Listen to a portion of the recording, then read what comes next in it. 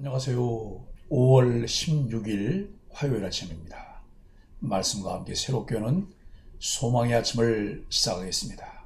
요나단 에드워드는 경건한 성도는 다른 무엇보다도 하나님을 원해서 그분을 우선으로 선택한다라고 이야기합니다.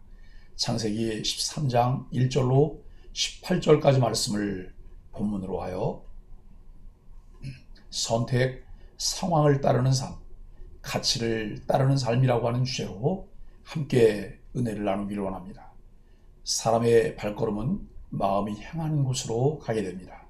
롯이 아브라함을 떠나 요단 동쪽 지역을 선택한 이유는 여호와의 동산 같고 애굽 땅과 같았더라는 10절의 말씀처럼 그 지역이 풍요로워 보였기 때문입니다. 그러나 하나님은 그곳 사람들을 큰 죄인으로 보십니다. 눈에 보이는 것을 전부로 여기면 언젠가 죄악의 현장 한가운데 서게 됩니다. 내 마음이 향하는 방향을 항상 점검하고 매사에 하나님의 시선을 따라 바른 선택을 하는 삶이 되도록 해야 합니다. 아브라함과 롯은 애굽에서 어려움을 겪고 난 후에 가나안으로 돌아왔습니다. 그들은 하나님의 복을 받아 많은 가축과 재산을 소유하게 되었습니다. 그런데 가축이 너무 많아져서 이제 아브라함과 롯은 헤어질 수밖에 없었습니다. 둘 사이의 분쟁은 일꾼으로부터 시작되었습니다. 그들은 더 좋은 목초지를 차지하기 위해 다투었는데 이 다툼이 주인의 분쟁으로 이어질 수 있었습니다. 그러자 아브라함은 분쟁을 피하기 위해 조카 롯에게 선택권을 양보합니다. 아브라함의 모습은 하나님의 땅에서 취해야 할 삶의 태도를 제시합니다. 경쟁하며 쟁취하는 삶의 모습이 아니라 함께 어울리며 배려하고 양보하며 살아가는 삶의 모습을 취해야 합니다. 하나님의 부름을 받은 사람의 삶의 방식은 세상의 방식과 달라야 합니다. 아브라함이 선택한 곳과 롯이 선택한 곳은 대조적입니다. 롯이 선택한 지역은 애굽처럼 풍요로운 땅이었고 사람이 살기에 편하고 화려한 도시였던 반면에 아브라함이 거주하게 된 가나안 땅은 소돔에 비해 풍요롭지 않았습니다. 하지만 롯이 선택한 소돔의 거주민들은 여호와 앞에 악하며 큰 죄인이었습니다. 성경은 소돔의 풍요로움이 죄의 결과인 것처럼 보여주고 있습니다. 이는 풍요로움이란 무엇인가 질문하게 됩니다. 아브라함과 롯의 대조적인 모습은 가시적 풍요로움을 비판하고 하나님과 함께함이 진정한 풍요로움이라는 것을 일깨워줍니다. 하나님은 아브라함에게 소돔이 아니라 가나안 땅을 보여주셨고 다시 한번 아브라함과 그의 자손에게 그 땅을 주겠다고 약속하십니다.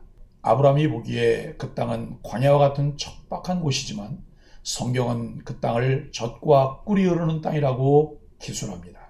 그 땅이 하나님이 함께 하시는 땅이기 때문입니다. 성경은 외적 풍요가 아니라 하나님이 함께 하시는 것에 기준을 두어야 한다고 강조합니다. 그리스도인이 되었다는 것은 바른 가치관을 갖게 되었다는 것이기도 한데 상대적 가치가 아닌 절대적 가치를 추구하는 삶입니다. 곧 하나님과 하나님의 말씀 그리고 하나님의 나라 즉 영원한 것에 가치를 두고 살아가게 되었다는 말입니다. 본문은 중요한 기로에서 상대적 가치를 선택한 롯과 절대적 가치를 선택한 아브라함을 대비합니다. 1절로 7절은 은금의 풍부함이 복일까? 하나님의 전적인 개입으로 위기에서 벗어난 아브라함은 애굽에서 많은 재물을 가지고 다시 가나안으로 올라갑니다. 그리고 처음 제단을 쌓았던 곳 베델에 이르러 제단을 쌓고 하나님을 예배합니다. 아브라함의 예배는 하나님과의 관계의 회복이고 소명자의 길을 다시 걷겠다는 다짐이기도 합니다. 우리가 드리는 예배는 형식적인 의식이 아닌 회복과 다짐의 현장이 되어야 합니다. 아브라함이 애굽에서 돌아올 때 수많은 가축을 데려왔기에 풍부한 목초지가 필요했습니다. 하지만 베델과 아이에는 목초지가 부족했고 아브라함과 롯의 목자들 간의 다툼이 일어났습니다.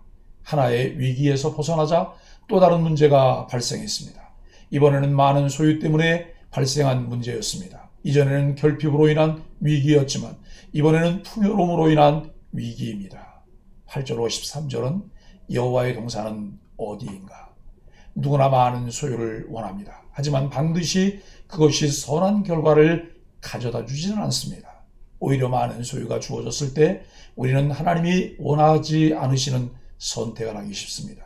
아브라함은 족장으로서 자신의 권리를 주장할 수 있었지만 롯에게 과감히 양보합니다. 이러한 선택을 할 수 있었던 것은 애굽 땅에서 경험한 하나님의 보호하심 때문이었을 것입니다. 무엇보다 자신이 서 있는 땅이 하나님의 약속의 땅이라면 하나님이 얼마든지 풍요롭게 하실 것을 믿었습니다.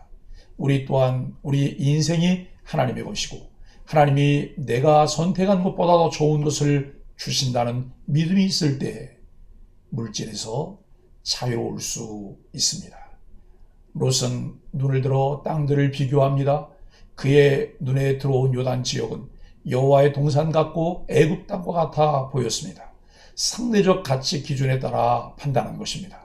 그래서 롯은 요단 온 지역을 택하고 아브람과 헤어졌습니다. 롯이 선택한 그 땅 소돔과 고모라는 겉으로 보기에는 풍요로웠지만 그 안에는 온갖 죄악이 가득한 부패한 도시였습니다. 악은 언제나 좋은 모습으로 위장하고 우리 눈을 속입니다. 그래서 자신의 안목을 믿지 말고 하나님의 인도하심을 구하며 살아야 합니다. 눈에 보기 좋은 것보다 하나님을 바라보며 나아가야 합니다. 우리 눈과 생각을 기준으로 선택한다면 아무리 풍요로워도 그것은 악할 뿐입니다. 14절로 18절은 하나님의 언약이 있는 곳입니다. 롯이 떠난 후 하나님은 아브라함에게 나타나셔서 눈을 들어 사방을 바라보라고 하십니다. 그리고 그에게 보이는 땅을 주겠다고 약속하십니다. 그리고 그 땅에서 살아갈 그의 자손이 티끌과 같이 많아지게 하겠다고 약속하십니다. 사실 아브라함이 한 것은 아무것도 없었습니다. 그저 상대적 가치를 바라보지 않고 절대적 가치를 바라보는 눈을 지켰을 뿐입니다. 신앙은 때로 지키는 것만으로도 위대한 결과를 만들어냅니다. 사랑하는 소망의 가족 여러분, 아브라함과 롯 두 사람 모두 눈을 들어 세상을 바라보았습니다.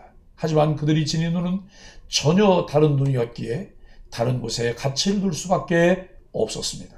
진정 우리는 자신의 욕망을 가리키는 곳을 바라보지 말고 하나님의 약속이 가리키는 곳을 바라보아야 합니다. 하나님은 우리에게 재물도 주시고 질병도 고쳐주시고 세상에서 성공도 누리게 하십니다. 그러나 그 자체가 하나님이 주시는 복의 핵심이라고 생각해서는 안 됩니다. 하나님과 함께하고 동행하는 것, 하나님의 언약에서 벗어나지 않고 예배할 수 있는 것이 참된 복이며 가치 있는 삶입니다. 상황에 따라 일시적인 것에 가치를 두지 않고 영원한 것에서 참된 가치를 발견하고 하나님의 언약 안에 있는 축복의 통로로 살아가는 소망의 가족들이 되기를 예수 그리스도의 이름으로 간절히 축복합니다. 함께 기도하겠습니다. 주님, 선택의 순간마다 주님을 먼저 생각하는 사람이 되기를 원합니다. 인간적인 계산과 욕심으로 어그러진 선택을 하지 않도록 우리에게 성령의 생각을 불어넣어 주옵소서. 주님을 의지할 수밖에 없는 환경이 우리에게 가장 좋은 환경인 것을 깨닫고 항상 주님과 함께하는 길을 선택하게 하여 주옵소서. 예수님의 이름으로 간절히 기도합니다. 아멘.